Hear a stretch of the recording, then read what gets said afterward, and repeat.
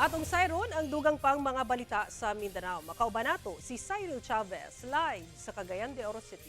Cyril. Salamat, Sara. Pakyas ang pagpamaligya online sa usa ka giingong motor napper sa Taguluan, Misamis Oriental sa iyang kinawat nga motor kay ang nagpakaaron ingnong mupalit ni ene ang mismong tag-iya sa motor. Kini atol sa intrepid operation sa kapulisan o gilayong nadakpan ang sospek. Ang detalye sa report ni James Pauloya.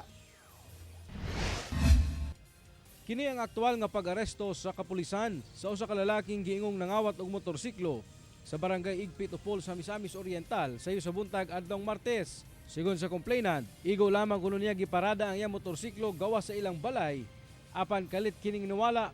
Busa gipost kini niya sa social media aron magpatabang.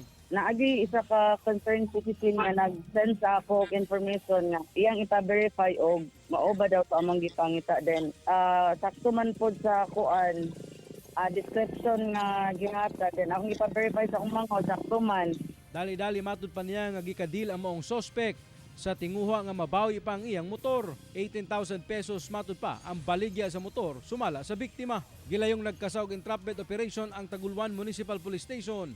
Tungod dito sab ang napili nga meet-up location sa suspect. Grabe gid na ako nga paningkamot nga nakuha na ko yung pagsalig kay kuan sa atas abanti sa serba. Unya akong kabalakan is kung mahatag niya sa mas duol sa amoa. Hinoon nagmalampuson nga nadakpan sa kapulisan ang maong suspect kisa wala una nila panganli. Nabalik na sab kuno sa tag-iya ang gikawat nga motor. Sa karon ginahulat pa sa PNP ang desisyon sa biktima kung ipadayon niini ang pagpasaka og kaso. Ginakuhaan pa sa GMA Regional TV1 Mindanao og pahayag ang suspect. Mag-atubang ang maong suspechado sa kasong violation sa RA 10883 or kaning new anti-carnapping law of the Philippines. Kauban si Roland Cañas, James Paulo Yap, 1 Mindanao.